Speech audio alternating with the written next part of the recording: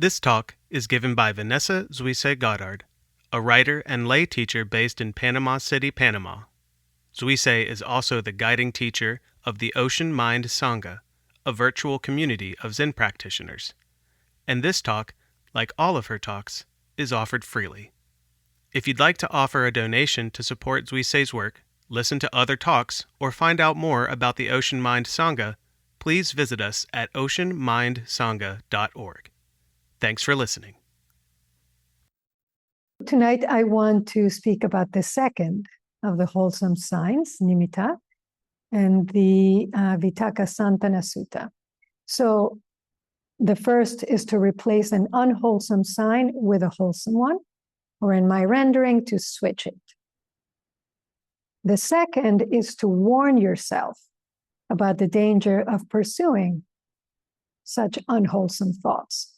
And just so it's clear, an unwholesome thought is any thought that creates suffering. Specifically, that falls under one of the three categories of desire, craving, anger or ill will, and delusion or ignorance, the three poisons. So I'm sitting quietly, I'm following my breath. I feel a little unease in my stomach, maybe a little restlessness. And I suddenly start thinking about potato chips. Trouble and anxiety start not by the fact that I'm thinking of potato chips, when I said I would focus on my breath. Trouble and anxiety, as Thanissaro Bhikkhu translates suffering sometimes, he also calls it stress and something else. But the trouble doesn't start just because I have the thought. The trouble, if it starts when I glom on to that thought, when I turn it into an object, into a thing, and I give it power and energy. And of course, fantasizing about a bag of chips while sitting zazen is innocuous enough. But there are all sorts of cravings. So what if our craving is for sexual pleasure and our fantasy is about having someone else? Also not a problem in itself. But we do know, we're well aware of the type of trouble this kind of desire can lead to, not because desire is bad or even unwholesome in itself, but because we relate to this and most other desires largely without awareness, without clarity. So, as you may recall, the first link in the chain of dependent origination, ignorance, leads to mental formations, samskaras. And it's really it's the mental formations that give birth to that anxiety and those troubles, because they're really the stories that we tell ourselves about what we experience, or the habits that predispose us to experience things in certain ways. And in his teaching on dependent origination, Thanissaro Bhikkhu points out something very interesting. And that's that the trouble comes before, long before, relatively speaking, we even have contact. So on the chain, contact is the sixth link, halfway down the chain. But before that, ignorance creates the conditions for mental formations, which condition consciousness, name and form, the labels, materiality and mentality, and the senses, which in turn condition contact. So this means that really much of the trouble, if not most of the trouble, appears before we're even aware that it's there. It's not that I just happen to think of a bag of potato chips. It's that conditioned by my very strong habits and inclinations, my mind goes looking for that bag of chips, but for what is familiar, what has worked, quote unquote, for me in the past. And I'm not even aware that that is what is happening. So I'm a little bored, I'm a little restless, I'm uncomfortable. And so looking for relief from those feelings, my mind zeroes in on that which it often or easily returns to, that bag of chips. And of course, every time I do that, that habit gets stronger. That is why Thich Nhat Hanh could say, when you choose a t-shirt to wear in the morning, you think it's you choosing that shirt. But actually, it's the t-shirt choosing you. It's not really me choosing the chips. It's the chips and a whole net of causes and conditions choosing me. And the moment I make contact with that feeling of restlessness, boom, the chips appear. Or desire for another person, or watching a movie in my mind. You know, the seed was planted and watered a long time ago, and now it's blossoming.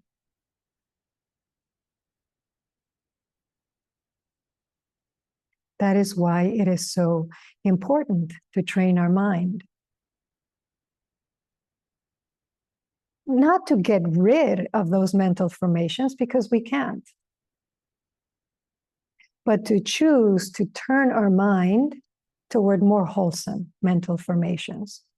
Remember that just as there are negative, or let's call them obstructing mental formations, like distraction, like restlessness, like anger and jealousy and other negative emotions, there are also the positive ones, the supporting mental formations, like concentration, like mindfulness, like energy.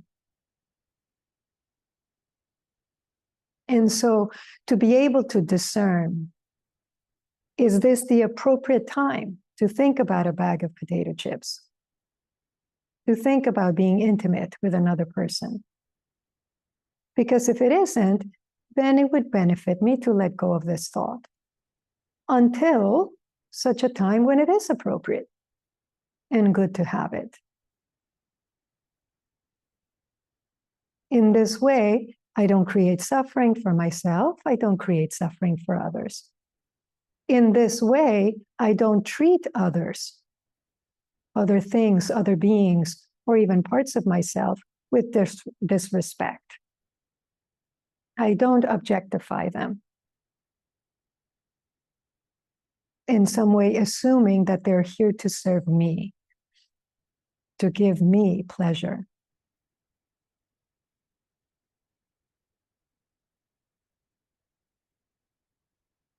In one translation of the title of the sutra, the Vitakasantana Sutta, is relaxation of distracting thoughts. I really like that phrasing because it points to the possibility of working more gently with these signs, right? We don't have to fight them. We can relax into them. What would that feel like? What would that look like? What would that do to my meditation? To relax into and then let go. If letting go is what is appropriate, what is needed.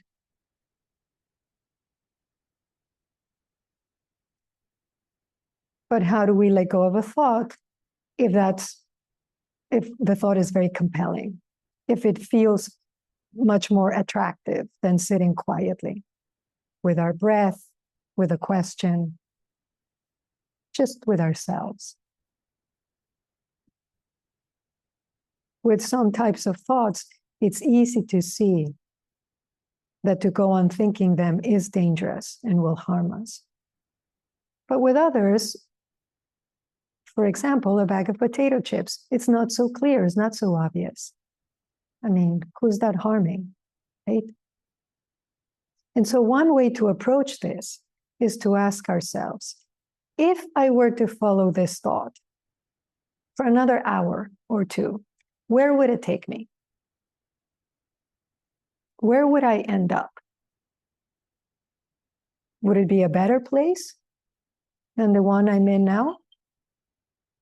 What kind of habit would this thought build in me? What kind of person will I be thinking it? Or we could ask, what's the payoff of this thought? Am I getting more out of it, or will I get more out of it than the trouble it will cause me? Is it worth it, in other words?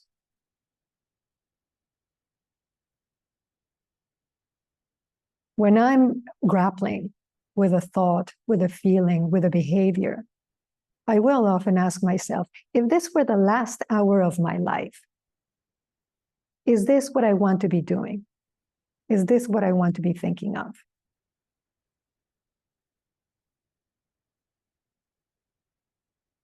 And so the purpose of this second sign, this second tool, is to make this process of discernment more deliberate. And then to create the conditions that will make it easier to let go of that thought. How? By warning ourselves of the danger of these unwholesome signs. And so first, it can just be very practical. The more I feed this fantasy, the stronger it gets. The stronger it gets, the harder it is to concentrate. And the more urgent the need to fulfill that desire. That energy, that momentum isn't building by itself. I'm feeding it. That's what's important to understand. It's not our fault, as I said last week, but it is our responsibility. It's not my fault if I often turn to distraction or entertainment when I start to get a little quiet and perhaps a little afraid. Just to take another example. Because maybe over time I have learned to equate silence with danger. And this is true. This is true for actually quite a number of people. There's an element of threat in silence. I mean, maybe silence happened when one of my parents was angry. And so silence meant there was something wrong, but I didn't even know what. And so over time, I learned to equate silence with that feeling of being threatened. And now that makes it hard to be with myself. So I see that. And I see, oh, it's not my fault. There's nothing wrong with me for having this particular habit. But it is my responsibility. Because if every time I feel uncomfortable, I feel a little afraid in that silence, I turn to distraction to soothe myself, it's going to have consequences in my life. It's going to show up in my life. Maybe I won't be able to be present for others or for my work. Definitely, it will be hard to meditate. And so remember that these tools are not meant in any way, shape, or form to make you feel bad about your own mental formations, about the stories that you begin to recognize are the stories you have been feeding yourself for a very long time. There's nothing bad about that. This is what we all do. But beginning to recognize them, then we can begin to shift. We can continue to train our minds. And we can realize, that these forces, if you will, operating in me are real. Someone once said to me, sometimes she said something like, sometimes that current is so much bigger than you. And at the time, I found it very comforting to hear that, because it felt that it was recognizing the power of our karma, the power of the kleshas, the afflictions. is not just a matter of exerting my will and being disciplined and getting over it. If we could do that, many of us would do that. And so there are many causes and conditions at play. But I also don't have to be a victim of my thoughts. Because once the thought has appeared, I do have a choice. I do have a choice of whether to feed it or to let it lie. I have a choice. That may be the single most important statement we can bring to mind when we're struggling with our wild and wily minds. We have a choice about how to meet this dharma, this moment, and this is what these tools are helping us to do. We can also be a little more expansive. We can remind ourselves that at the moment of our deaths, we'll have to let go of everything. And if we're not building that capacity now, when it's easy, it's going to be more challenging when it's hard. I've heard more than one teacher say recently that last thought you have before your death is the most important, because it's going to determine what happens next. And one teacher said, if you see that death is close, bring to mind the good that you have done in your life. Don't worry about what you haven't done. Don't obsess about what you think you did wrong. Think about those things that you did that were good and hold those in your mind. Which means you have to be able to remember them, recall them. Sati, the Pali for mindfulness. We have to be able to remember them, perhaps under duress. In that moment, if you have the gift of recognizing that death is approaching, right? In other words, it doesn't just catch you by surprise. If you have that gift, there's probably going to be a lot happening. Maybe there will be some fear. And so we're training our minds all along to be able, in that most important moment, to bring up the most important type of thought. And so one teacher I know said that he made a list. He made a list of those things that he did, that he feels are good, and he carries it with him. He carries it wherever he goes. And every once in a while, he pulls it out, he reviews it, makes sure, have I memorized it? Do I know this? Quizzes himself. And then he updates it, if need be. Because he was in a very scary situation at one point, and he could not remember. He kept saying, what did I do? What did I do? That was good. And so, not wanting to ever be in that situation again, now he carries his list.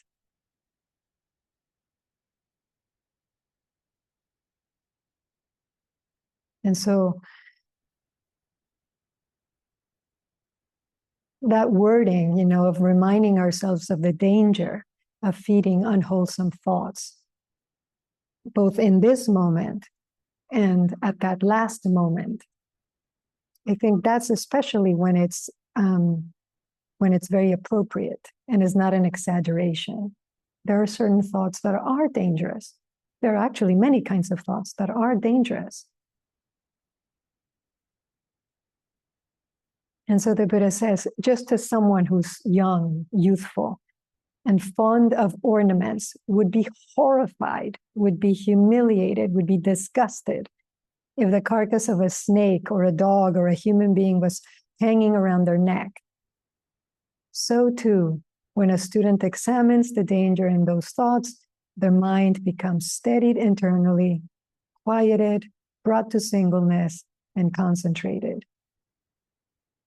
It's a very strong image, and it may seem strange that from that we would go into our mind being steadied internally, quieted, brought to singleness, and concentrated. And I was feeling that. I was sitting with that actually this morning, I am no stranger to reminding myself of the danger of some of my thoughts, but because this was fresh in my mind, I was sitting with it again, and I was feeling this phrase especially. There's the corpse, there's the carcass hanging around your neck. And as you kind of come to, your mind becomes steadied. So it's a little bit of what koans do. They kind of shock you back to yourself, shock you back into this moment. You're going along, talking to yourself, well, the tree must be this, and the breath must mean that. And when I see Zuisei, I'm going to tell her that, boom, and something happens. Hopefully something happens and you're brought back. And it's just this moment. This image works like that. This is the metaphor that the Buddha offered his monks. And that first line, that first part of the phrase, I had forgotten about that. Is someone who is young, who's youthful, and fond of ornaments. At first I thought, is that necessary? It sounds like a little bit as if it's just like vanity. This youthful person that likes jewelry only cares about how they look. So of course they would be horrified, disgusted if they had a carcass hanging around their neck. But I think there's more going on. I think the Buddha was very astutely catering to that part of us that does care how we look, that wants so badly to fit in. If I just tonight gave this whole talk, and when I was done, realized that I had like this huge peppercorn stuck in my tooth, in my teeth, I'd be horrified. I'd be embarrassed. Not because I did anything bad, but because I was inattentive enough to not make sure I was presentable before coming before you. So it's almost as if the Buddha is trying to hook us with that feeling of embarrassment. He's trying to evoke that, saying, if you keep going with this type of thought, you will be similarly embarrassed. And of course, as the danger of the thought increases, then you won't be just embarrassed, you might be horrified. Because this is not the type of person you want to be, ultimately. And then, vanity or not, of course you would be horrified if that was really happening. If you really had a carcass hanging around your neck, of course you would be horrified. Sometimes those thoughts are like these corpses. We're just like dragging around this dead thing that doesn't offer me anything but anxiety and trouble. And these types of thoughts, they really can run the whole gamut. So just that irritating thought that's like a piece of hair in your collar. Was that the right thing to say? Did I sound stupid? What are they saying? Or that self-conscious thought that's like toilet paper tail stuck to your pants. I hope somebody noticed how generous I was at that last fundraiser. Or that comment that I made, that was pretty good. Or they're excruciating, like glass in your eye. No one cares about me. I'm not good enough. Am I good enough? I'm not good enough. And so there's different levels of danger, but they're all dangerous in their own way. And they all move us farther from liberation. And so not wanting to come in harm's way, we become our own best mothers, our own best caretakers. We take our own hand and we whisper in our ear, don't drink the poison. It is poison. It may look like candy to you, but it's poison. So just walk away. Just drop it.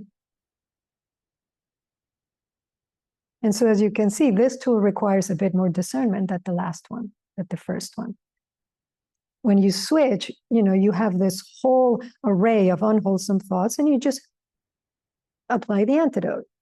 You see anger, you apply loving kindness. You see greed or possessiveness, you turn toward generosity. But with the second sign, you have to engage a bit more. You have to see the thought, discern what it is, engage your mind, and convince it to go in another direction.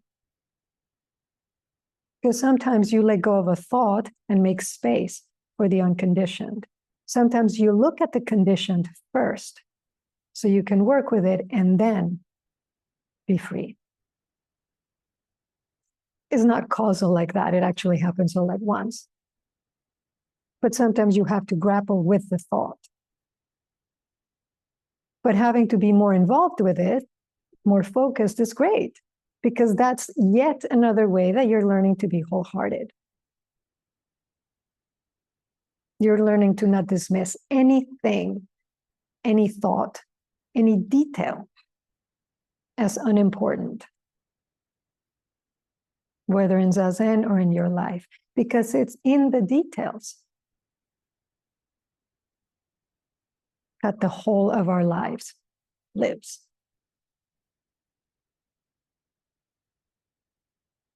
That was an awkward sentence, but you get what I mean.